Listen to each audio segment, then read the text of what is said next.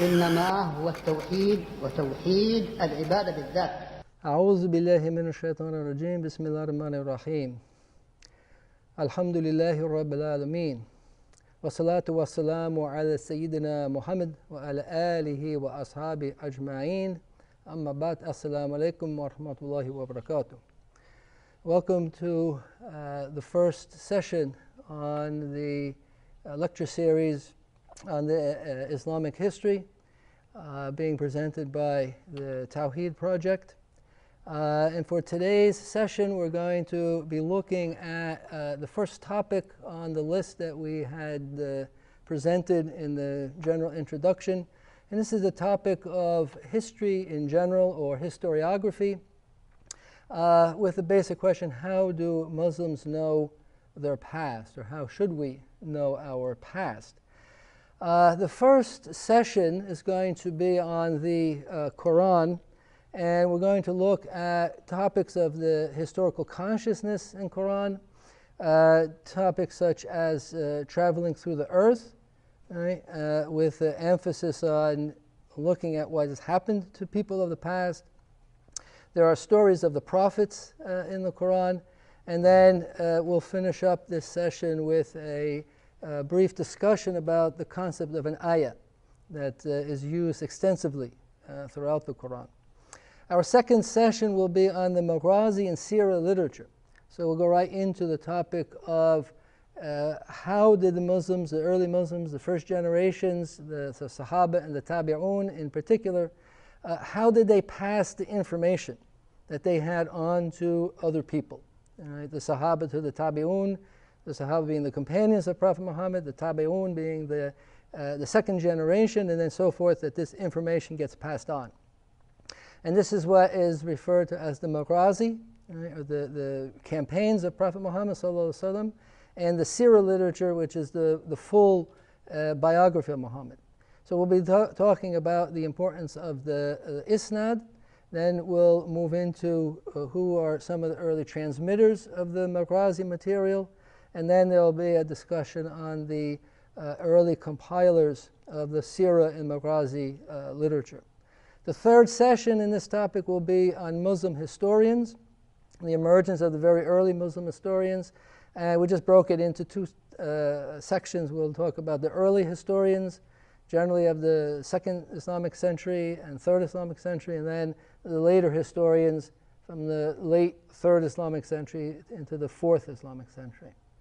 So with that overview of topic one, we will get started, inshallah. So the first topic is the idea of history or historiography. History is specifically the writing of history, the collecting of information about the past and writing down and developing a narrative, right? A story, an explanation of what has happened in the past. Historiography is along the same lines, is the methodology that is used. How do we put together the information we have? How do we write the history? Right? And these are very important topics, because the way history is written and the way it is told is going to impact how people think. If people are not thinking about the past, then they're operating in a type of void. They have no real recollection, they have no connection to anything that's happened in the past. If the information about the past, if the history is being told in any particular perspective, in a biased perspective, a certain political perspective, then that story is going to be altered to fit into the agenda of the history writers. There's a very common statement, a common phrase that people use, that the victors write the history. So whatever group is dominating, these people are going to write the history, and they're going to put forth their ideas about the interpretation of the past. Because history is made up of two things: a collection of facts, right, discussions about what actually has happened. Right, so what are facts and how do these facts fit together? But then telling the story, interpreting these facts. Right? So these are two very important aspects that we'll be looking at. Okay? And as part of the theme of what we're doing in this lecture series is trying to recapture, you might say, the Muslim writing of history. Because as we've been emphasizing, the past 200 years has seen the domination of Western powers over Islamic countries, and this has had a very deep penetrating impact on how Muslims think, because the victors have been writing the history for the Muslims. Right?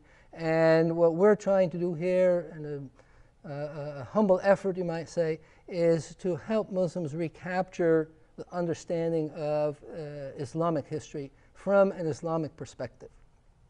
So what I want to do here is just introduce the topic a little bit, starting with the Quran, because we're going to be seeing what does the Quran have to say about history. Obviously, we believe that the Quran is the Kalamullah, it's the literal words of Allah. He's revealed, as he says in the Quran, all sorts of stories, parables, examples. Right? So there's general lessons to be drawn from the Quran. And then we turn to the Sunnah of Prophet Muhammad, and we look for the details of what Allah subhanahu wa ta'ala is revealing in the Quran. So we're going to start with just one verse or two verses dealing with one topic that has to do with what is the purpose of history for the Muslim.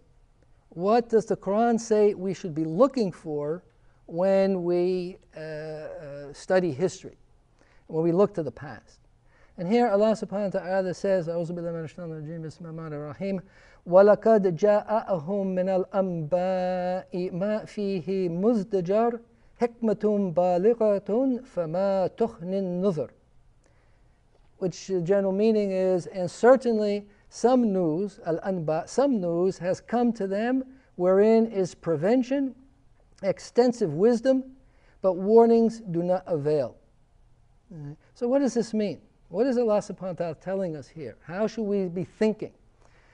The famous scholar, Mufassir, the commentator on the Quran, Ibn Kathir, living in the 8th century of the Hijrah, 14th century of the Common Era, of course, has written an extensive commentary on the Quran. And related to this verse, and this is a very brief summary of some of the things he had to say, and I'm just pulling out some of the key topics here. Ibn Kathir says the news, this amba that Allah is mentioning, is about stories, the qasas. Ibn Kathir uses this term qasas. We're going to be talking about this in just a few minutes. The stories of nations that denied their messengers and what punishments befell them. Right? So this is an important theme in the Quran. When Allah subhanahu wa ta'ala talks about peoples of the past, very often it's in the context of this warning that the nations of the past were given a message from Allah subhanahu wa ta'ala, they denied the message, and eventually these nations were destroyed. Ibn Kathir continues, he says, these stories are mentioned in the Quran and are warnings against shirk and persistence in sin. Right? So of course these are two of the issues that make up the foundation of how Muslims should be thinking. Obviously the central concept, the central theological concept is Tawheed, that we focus on Allah subhanahu wa ta'ala, we worship Allah subhanahu wa ta'ala, and all of our efforts are for His sake. And to associate partners with Him in any context is shirk. And we know shirk is an unforgivable sin. Allah subhanahu wa ta'ala would not forgive shirk. But there's also the persistence in sin. Right? And this is when people and when Muslims in a particular generation or across a particular time span or within a particular region or nation persist in various types of sin, right, then the warning is a punishment from Allah subhanahu wa ta'ala is coming. Right? And if people do not correct themselves, then this punishment will be carried out. And this is part of the promise of Allah subhanahu wa ta'ala. Finally, and this is what Ibn Kathir mentions the extensive wisdom, right, this hikmah baligha. Extensive wisdom refers to Allah's guidance, but also to the wisdom of leading some people astray. Because Allah guides certain people and He leads certain people astray. Right? And there's wisdom, there's hikmah from Allah subhanahu wa ta'ala behind everything He does. Of course, we know, we believe that nothing happens randomly. Right? Nothing in the universe, nothing even in human history happens randomly. And this is part of the issue that as Muslims, we understand that Allah has created everything, that yes, there's a past, there's a present that we're living in, and there's a future. The past, the present, and future make up a continuum. Right? And what is happening now is based in part on what has happened in the past, and it's preparing the way for the future. And of course, the ultimate future is going to be Yawm al-Qiyamah, right? The day of resurrection. And this will be incorporated into this Quranic understanding. Right? That it's not just the past, the things that have happened and they're finished with. It's not just the present operating isolated from past or future. It is not just the future. Right? So we have to bring these all together, right, and understand past, present, and future, and where we stand and where we come from and where we're going. One other point on the general introduction to history is just to look at the word that is commonly used, right, by Muslims. This word tarikh, which means history, it means calendar, it means dating, giving a specific time, mentioning specific time. And this is taken from Lisan al-Arab, Ibn Manthur, a famous lexicographer, a Muslim scholar on the Arabic language and the etymology and origins of words. And he says it's specifying the time, right? Ta'riful al-waqt, specifying time. Right? And in generally, it's common in Arabic, you would say, arakh al-kitab, right? Or he dated or inscribed a date or time to a book or a writing or a letter. Right? So tarikh has the basic meaning of specifying time and mentioning when something happened. Ibn al-Manthur in Lisan al-Arab does mention that it is not an Arabic word, it's not a pure Arabic word, it is a loan word, it's borrowed. And there's a debates about where the word comes from, we don't need to get into that now. But he does say that the Muslims took the concept of tarikh from the people of the book, the Ahlul Kitab, in terms of using it in this specific way of mentioning dates and collecting information and dating information. Right? For Muslims, of course, tarikh for the Islamic history begins with the Hijrah. And this was established by Umar ibn al-Khattab radiallahu anhu during his caliphate, during the Khilafah of Umar, where he started dating year 1 as the year of the Hijrah. Right? But as we'll see as we go through, Muslim historians, of course, took this grand scheme of what history is supposed to be. Right? At-Tabari in his famous book on history, Ibn Kathir in his book on history, they start with creation. They start with nations and periods before Islam, building up to the coming of Islam, the coming of Prophet Muhammad sallallahu alaihi wasallam, and then of course the history takes off from that point on. The word tarikh then comes to mean history and historiography in the sense of an orderly account of events. Right? So most of the histories are annals. They're put together as what happens in a particular year. So they'll say the year 10 of the Hijrah. What happened in the year 10? And they'll list all the important events. They'll list all of the actions and developments that took place. They'll mention in particular also who died in that year, who were the famous people of that time.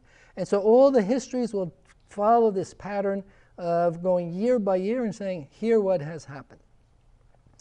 All right. Another term used is akhbar. Right? So this time you will sometimes see the word akhbar coming from khabar, news, information. Right? The use of the word tarikh as history begins around the mid-2nd century of the Hijrah, 8th century of the Common Era. And two examples of tarikh in terms of writing histories in this year-by-year method go back to the earliest historians. Two famous ones, just as an example, al-Balazari, who wrote Futuh al-Buldan and Ansab al-Ashraf. He died the year 279 in the Hijrah, in 892. And then, of course, the famous Tabari, Ibn Jarir al-Tabari, who was also a great mufassir who put together an early tafsir of the Quran, and he put together early history. And he uses the term tarikh al-Rusul wal-Muluk wal-Khulafat, so the history of messengers and kings and caliphs. All right, that ends the general introduction to the idea of a historical consciousness, or historical perspective coming from the Quran, and a look at the term tarikh.